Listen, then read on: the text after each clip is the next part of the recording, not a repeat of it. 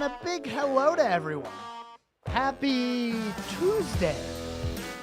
Yes, it's the beginning of the week, but it's not a Monday. It's the beginning of the WSIC week, I should say, as yesterday, Memorial Day, we were not on the air. You know, I really thought I might be attending a NASCAR race yesterday, but only for a split second did I think that. And then I was brought back to reality of what NASCAR is and how they handle things. We're going to talk a lot about the Coca-Cola 600 from this weekend. Sunday night, it was the third race of Motorsports triple header, that being Monaco Grand Prix in Monte Carlo, the Indianapolis 500 in Indiana, and the Coke 600 down in Concord, North Carolina. I was there. I was at the race. It was interesting. I have a lot of things I want to say about it. It's been a while since I've been to a NASCAR race. It's, maybe like, I don't even know, 3 years or so. It's been a while since I've been to a NASCAR race. So I was at the Coke 600 on Sunday. Also going on is, there's a lot of high school going on. We have, and I have it in front of me, all of the matchups for baseball, all of the matchups, and the location, by the way, for softball state championship games. Yes, we have state championships coming up later on this week. We're going to have baseball, softball, and when we get to it, women's soccer as well. We are still in the regionals. We have games coming up in that, especially with championship weekend being right around the corner. We have women's soccer regionals today, state championships for baseball, softball, and women's soccer Friday and Saturday. Also in the news, Charlotte FC. Now, maybe they're not in the news making headlines, but another game for Charlotte FC without a loss. And they're starting to break records. This is the longest they've gone without a loss ever, dating back to the beginning of May. They have not lost yet in May. Now, they have a game tomorrow where they could get that first loss in the month of May, but we don't want to talk about that. We're going to talk about what they've been doing as of now. As on Saturday, they tied with Philadelphia. 0-0 was the score in that one over here in Bank of America Stadium. And I'll tell you what, Charlotte FC, they are a much better home team than they are on the road. Before we get to it, let you know right now, 5-1-3 at home, 1-4-1 on the road. Tale of two teams, it seems, through the first 15 games of the season. There's still plenty of games remaining. We're not even through the summer stretch yet. So they're going to have to figure out how to play on the road if they want to win a championship. I'm sure that they are not going to be better than Miami this year. We also have playoffs, NBA, NHL. We have a representative from the Eastern Conference for the NBA Finals coming up soon. Yes, the Boston Celtics. I told you this has got to be their year. Well, they are trying their best, it seems, as they were able to, they put together a pretty good week here. They swept the Pacers, won the series 4-0. Now, on the West, Dallas has a 3-0 series lead over the Timberwolves right now. Game is tonight at 8:30, so tomorrow we could know who the NBA Finals are going to be. So we'll talk a little bit about that as well, as will the NHL playoffs. We'll talk about that. Man, there's news in NASCAR. We got to get to it, but we got to start the same way we always do. High school playoffs still going on. It is the last week of high school playoffs. So we're going to start with the baseball state championships in the 1A division Uwari Charter, the 2 seed, was able to beat number 1 Mount Airy in game number 3. 12-0 was the final score in that one. Man, all 3 games in this series, the winning team shut out their opponents. 4-0, 1-0, and 12-0. Uwari, Mount Airy, and Uwari Charter were the order of the wins there. So Uwari Charter in the 1A division moves on to play Northside Pinetown. That game against Northside Pinetown is going to be played at Ting Stadium in Holly Springs. Game number 1 is going to be May 31st. Game number 2 going to be June 1st. And if there's a game 3, it will also be June 1st. The home team will be Uwari Charter for games 1 and 3. Not that it matters since they are at a neutral site, but as far as who bats last, which is important, it'll be Uwari Charter in the all-decisive game 3.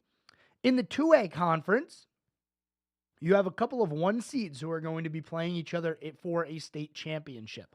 Burns High School, out of the west side of the state, will be taking on Green Central High School. They beat Whiteville 2-1 in game number 3. And Burns High School beat East Rutherford 8-5 in that 3rd game. So a lot of game 3s in the baseball playoffs. 3A, we have an upset. We talked about Terry Sanford and South Central in the east part of the state. That was a 4 seed taking on a 14 seed. The 14 seed won. They won game 1 and they won game 2. Who will they be taking on? Well, unfortunately, not the 10 seed Tuscola High School. A game 3 was forced by East Rowan, and in that game 3, the 1 seed was victorious 6-3. So the state championship is going to be between the 1 seed East Rowan and the 14 seed South Central High School. And for the 4A conferences, it's again a couple of number 1 seeds going at it. There was a game 3 in the eastern part of the state with Ashley High School and Cardinal Gibbons. The 1 seed Ashley High School was able to come out victorious in that one. It was a 1-0 final score. That 1 run for Ashley High School was scored in the bottom of the 7th inning. So a walk-off win to go play for a state championship. Like I said, these games, May 31st and June 1st. We're going to go over softball as well, as that wraps up your baseball state championship games. When we come back, we're going to talk about softball, and then we're going to get into the regional games of women's soccer. We have some local teams playing in the regionals. You're going to want to stay tuned and hear who it is. Once we're done with the high school sports, we got to talk Coke 600, NASCAR. We got to talk motorsports in general, as it was one of the biggest weekends of the year. Don't go anywhere. You're listening to the Scoreboard on this Tuesday. We'll be back right after this.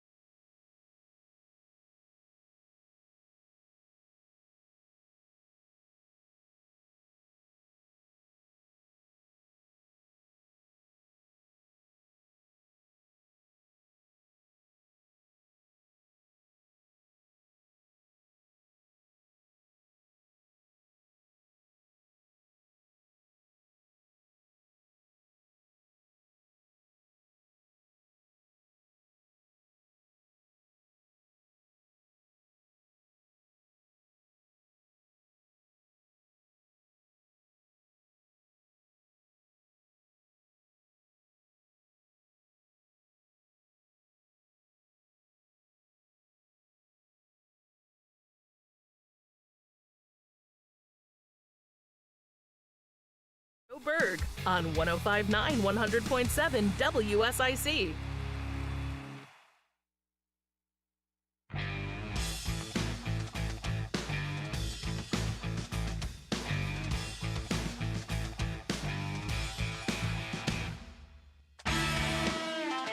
And we're back. Yes, you're listening to the Scoreboard. 844 Studio 4. That's 844-788-3464. If you want to give me a call, I'm here. For the next, 40 minutes or so. So you got some time. Listen to what I say. If I say something you don't like, let me know. It's okay. I can handle it. We're going to talk about high school softball. I hope you don't have anything bad to say about our high school playoffs, okay? Because there's a lot going on, and we have been covering it pretty much throughout the entirety of this season. Let's get to the 1A softball schools here out of the West, representing the west side of the state. East Wilkes High School, that is the 2 seed. They'll be taking on number 13 Northside Pinetown as they won in 2 games against Roxborough Community. Those are some high-scoring games, too, 9-7 and 15-5 for Northside Pinetown to move on to the state championships. The 2A saw a team that was involved in a Game 3 and one that didn't have to make it there. Midway High School out of the east part of the state swept Martin County High School 11-0 and 7-3. And back home here on the west side of the state, it was Southwest Randolph getting it done in a game number 3 against North Stanley, the 2 seed. So for Southwest Randolph, 21-7 on the year. In Game 3, they got the win 2-0. Another team that scored 2 runs in the 7th inning. Now, they were on the road, so North Stanley had a chance to match it, but Southwest Randolph held on. So the 4 seed will be taking on number 3 Midway in the state championship game. And a reminder, the state championship is a series. It's a best of 3. Game number 1 for baseball and softball start on Friday, May 31st. Then on Saturday, June 1st, we will have game 2s early in the morning. If we have a game 3, those game 3s will be the same day. It'll just be that night. So we have some double headers possible here during state championship weekend for baseball and softball. But let's move right along here to the 3A state championship games. One of these schools was involved in a game 3, and the other one was not, kind of like we talked about with the 2A. Back here on the west side of the state, it was Kings Mountain beating Piedmont High School 2-1 in a game, 2-0 in a game number 3. So for Kings Mountain, getting it done. Now, Kings Mountain did not score in the 7th inning. They didn't have to bat in the 7th inning. They scored a run early in the 1st inning and then added the insurance marker in the 5th to take the win. Now, Kings Mountain High School will be playing against South Brunswick, who beat the 6 seed South Central 2-0. They scored 25 runs in 2 games. That is a high-scoring team right there. The scores in the Piedmont Kings Mountain series, 3-1, 3-2, and 2-0. Compare that to 11-0 and 14-3. That's going to be an interesting state championship matchup there. So that is the 3A matchup. And in the 4A, we have a school down about 60 miles south of us or so. Weddington, the 3 seed, they swept Northwest Guilford 1-0 and 10-3.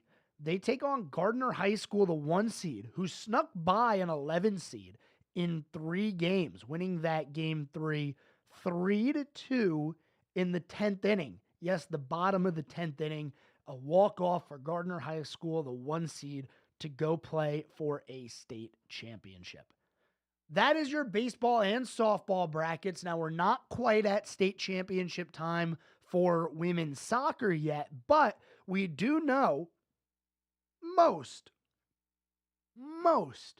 of these regional games. I say most because there are a few games both on the NCHSAA page and the Max Preps page that has not entered the regional games yet. So I will let you know what I know, and then as we go through the rest of the week, I'll fill it in. By the time we get to state championships, we are going to know who's playing in those games. So let's start with the 1A schools. Christ the King out of Huntersville. Man, they've had a good year here in the spring. There are a couple of schools like that. Christ the King, Lake Norman Charter, Lake Norman High School having very good spring sports seasons. They've been in the playoffs. Well, Christ the King, the 12 seed, beat number 1 Mountain Island Charter to go play for the regionals. That game is going to be tonight at 7:30. Christ the King will be taking on Polk County High School out of Columbus, North Carolina. In the 2A bracket, it is the 1 seed Pine Lake in Mooresville who is moving on to play for a state championship. Now, this isn't a series like baseball and softball. These are 1 games. Their opponent is going to be Wheatmore High School. That is a 6 seed, Wheatmore out of Trinity, North Carolina. I don't have the east side of the state for 3A, but I'm not really too concerned about that. I do have South Point High School and North Davidson. The 4 seed and the 2 seed will be playing each other tonight at 7 o'clock in 3A to see who's going to go to that state championship game. And in the 4A schools, we have a couple of upsets here. An 8 seed Mooresville High School is going to the regionals to play number 6 Marvin Ridge. Now, Marvin Ridge, even though they're a 6 seed, they had a favorable matchup going into round 4 as they played number 26 at Myers Park. They beat them 6-0 in that game. So Mooresville, the 8 seed, Marvin Ridge, the 6 seed. Ashley High School, who we talked about in baseball, is the only 1 seed there. They're playing an 11 seed, Hoggard High School. So we have some pretty big upsets there in the 4A conference. It's going to be interesting to see if we have a couple of higher seeds playing for a championship. I like seeing that. You like seeing the upsets. You like seeing the underdogs, the Cinderella teams make these kind of runs. And for Hoggard High School being an 11 seed, I'd call them a Cinderella. Why not, right? That's how high school racks up now. We are in the final week of high school sports. Baseball, softball, and women's soccer all will be decided by the end of the week. So come Monday, we're going to talk about all these state championship games. And then we'll have until the fall to just wait around and see what happens with the high school sports land when we get there. But obviously the big one, football, coming up in the fall. Let's move to another big one here. The NASCAR Cup Series, the Indianapolis 500 for IndyCar. Monaco in Formula One. It was a motorsport Sunday. If you watch motorsports, you were probably glued to your TV for most of the day. And I say most of the day because, well, it was a disappointing weekend. Monaco started out early, 9 a.m. was the green flag in that one. And on the first lap in the second corner, we had a massive accident, red flagged the race.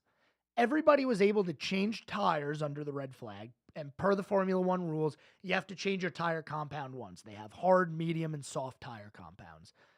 The harder tires last longer, but they're slower. The soft tire, it goes faster, but it doesn't last as long. So you have to change compounds once. During a red flag, you're allowed to change your tires.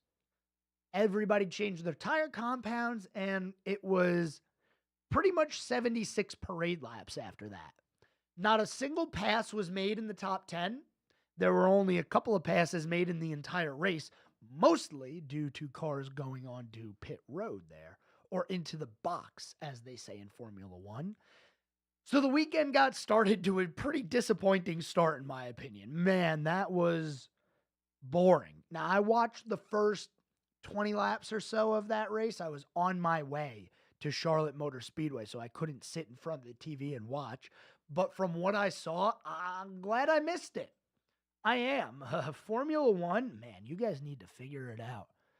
I don't know if you need to add a Joker lap. I don't know if you need to get rid of Monaco altogether, although I doubt that's ever going to happen. But when you don't have a single pass in the top 10 and everybody finished where they qualified, why not just make qualifying the main event? Who needs a race? Nobody can pass there. Make the cars a little smaller.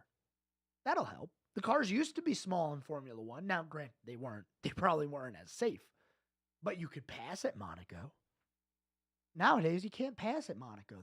Those are huge race cars, Formula One cars. So a disappointing start to the weekend in Formula One. When we return from the commercial break, we're going to talk about, IndyCar, who is up next. Kyle Larson running the double. And then we'll get to the NASCAR Cup Series, the Coca-Cola 600, some news regarding Stewart-Haas Racing. You're going to want to stick around for this because this is massive news out of Stewart-Haas Racing breaking earlier today. Actually, maybe like 45 minutes ago, an hour ago, this news broke from Stewart-Haas Racing, so stay tuned. We got a lot to cover in motorsports. We'll be back. You're listening to The Scoreboard. 844 Studio 4 is the phone number. We're back after this.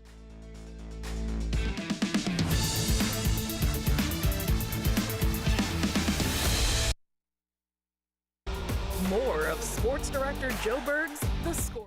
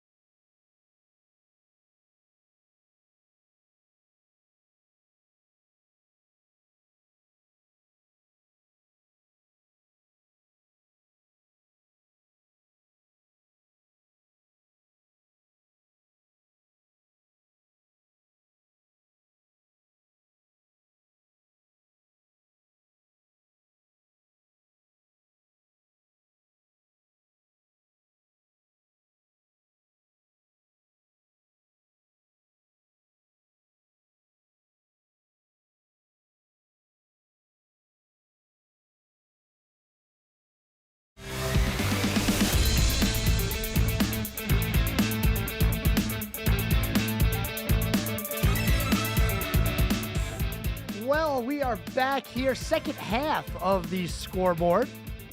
844 Studio 4, 844-788-3464 is the phone number. I'm monitoring the phone lines. We were talking motorsports.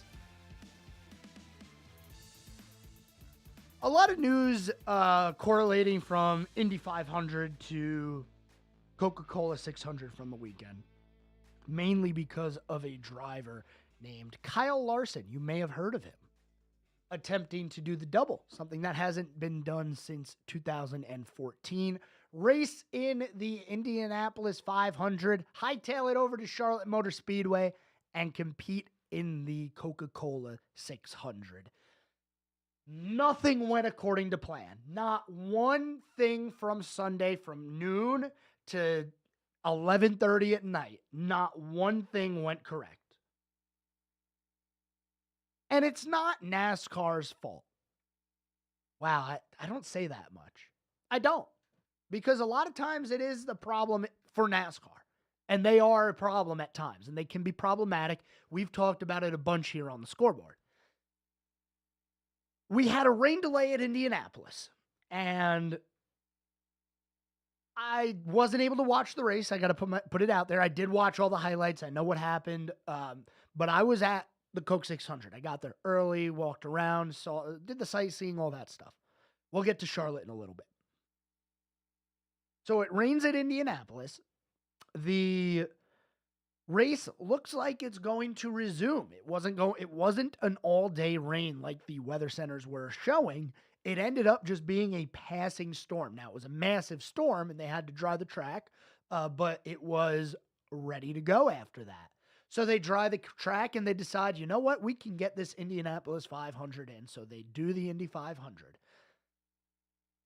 While they were drying the track and deciding what they wanted to do, Rick Hendrick made the decision to keep Kyle Larson at Indianapolis. They bought the car. They have it. The people are there. They're there for a show.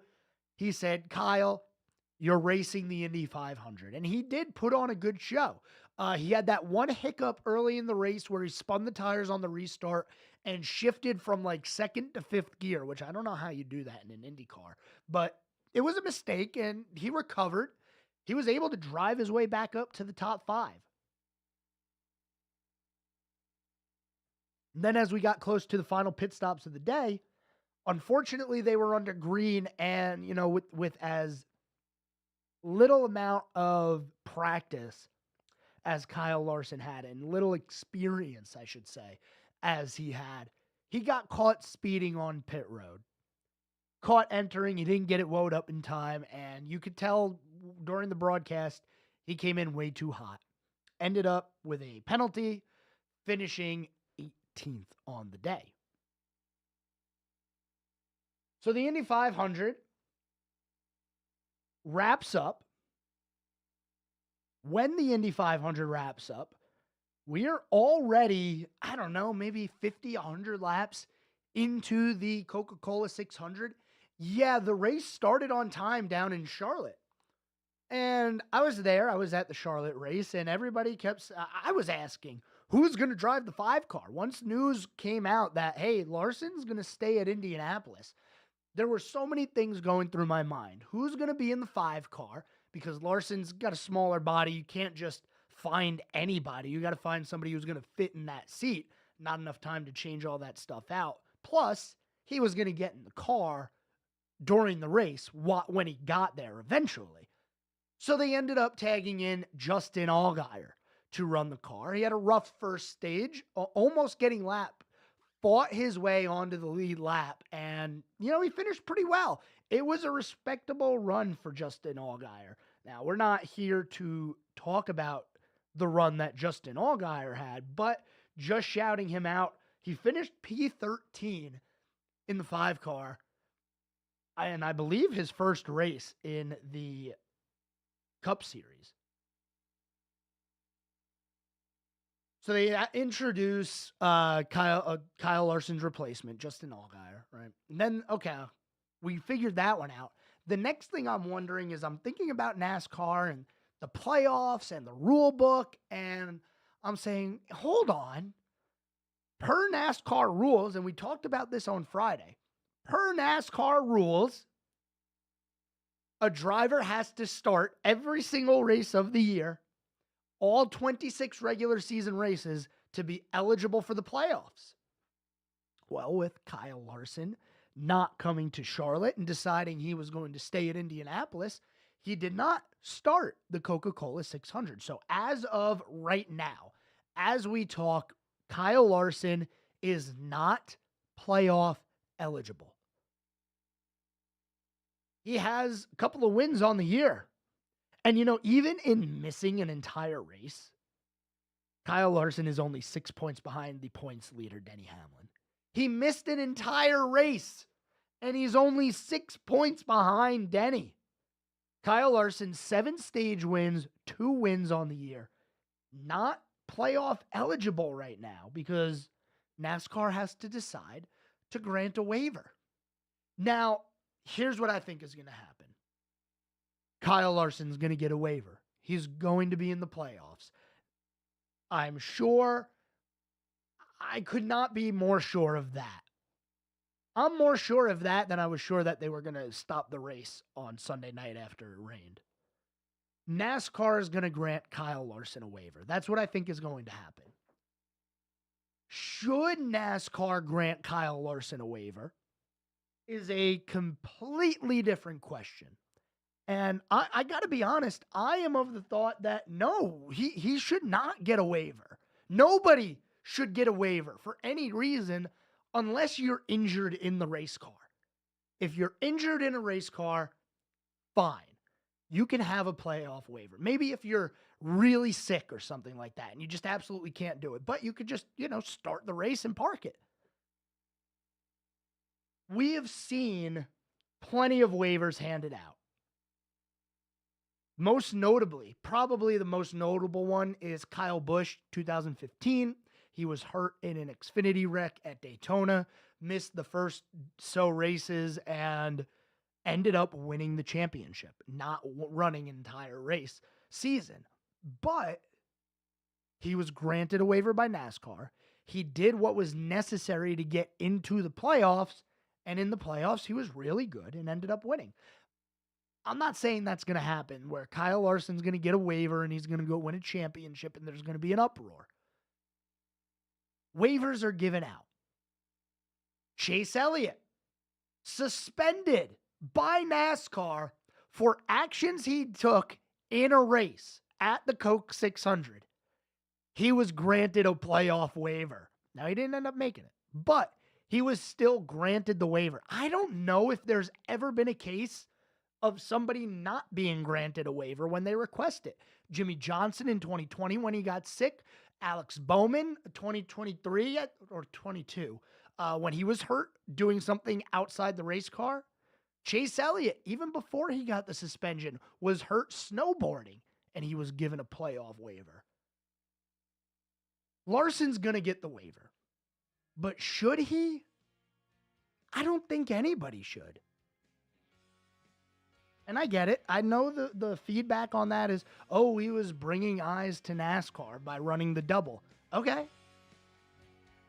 You still got to be at Charlotte Motor Speedway for your ride. Like, that is your car. Those are points that you need to get. We'll talk a little bit more about this on the other side of the break. Meanwhile, I want to hear what you guys have to say. 844-STUDIO-4 is the phone number. Let me know what you thought about the Coke 600, Indianapolis 500, the Kyle Larson double. When we return, we're going to talk a little NASCAR news. So don't go anywhere. We're back after this.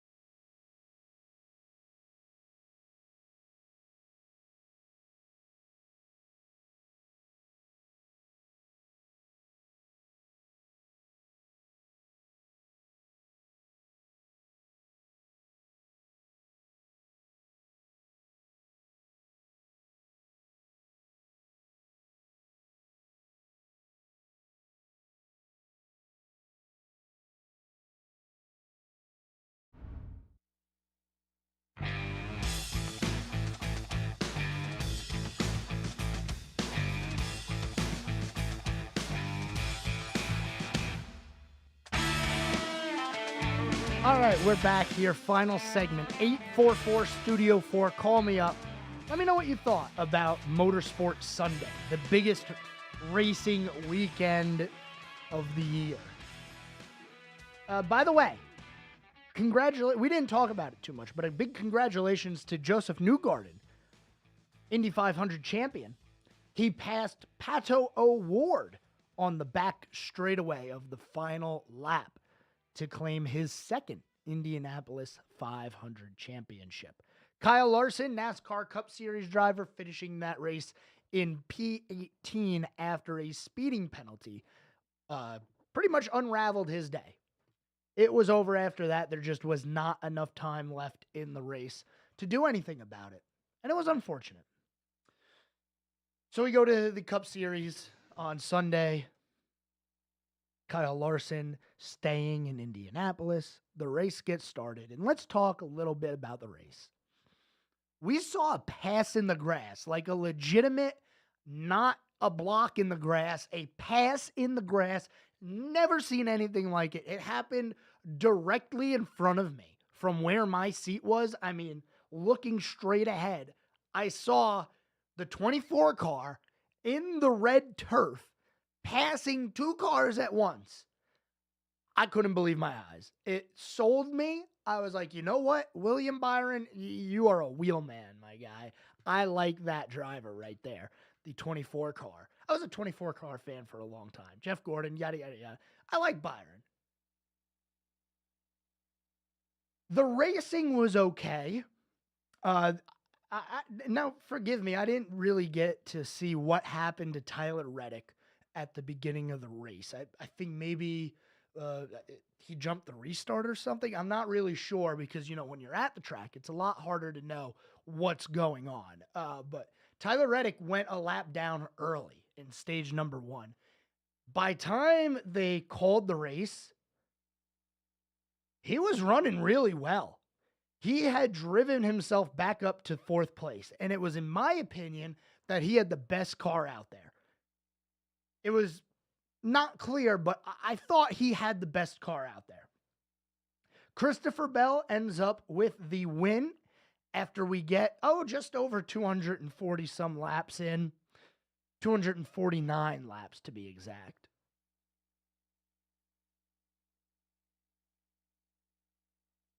There was a lot of discussion about NASCAR's decision to cancel the race. And here's what I'll say.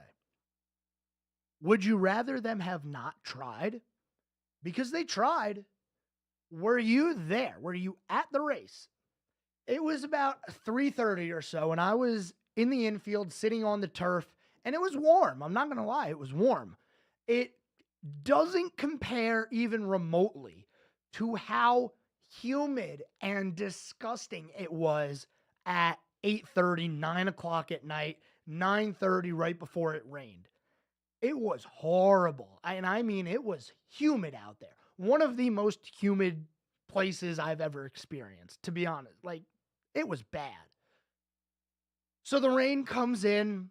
The track gets absolutely soaked. The lightning delays. That's why they had to stop the race in the first place. Before the rain even started getting terrible, the lightning was striking. There was a notice on the grandstand, on the big screen to clear the grandstands.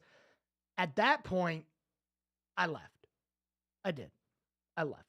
Okay, and I'm listening to WSIC on the way home, and I hear, well, the Air Titans are getting out on the track, and it looks like they're going to try to dry this racetrack. I couldn't believe it.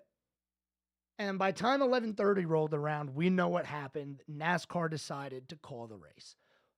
Why? A few different reasons. Number one, they weren't getting as much progress as they wanted. And there were still a lot of laps to be run in this race. Over 150 laps still needed to be run. That's, 225 miles or something like that? There's a long way to go still. Number two, it was late. NASCAR said themselves that they were looking at an end time, if all went well, an end time of past 2 a.m. You got to remember how many people worked there, man. The track workers, the NASCAR official, who wants to stay? What if they didn't get going until 1 o'clock in the morning because of how humid it was?